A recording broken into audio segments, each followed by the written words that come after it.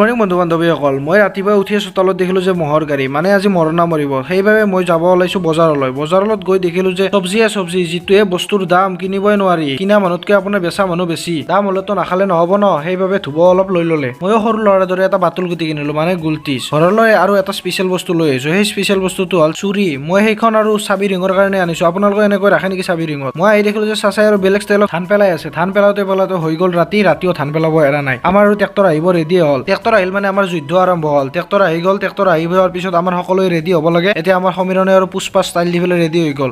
এইটো হ'ল নিকুৰ পুৰা বেলেগ ষ্টাইলত। এতিয়া ময়ো ৰেডি হৈ যাওঁ অলপ থুলমূলকে পাঞ্জাবী ষ্টাইলত। এনেকৈ আমি সকলোৱে বিজি হৈ গ'লোঁ আৰু ধানবিলাক ইয়াত এনেকৈ সোমাই দিব লাগে।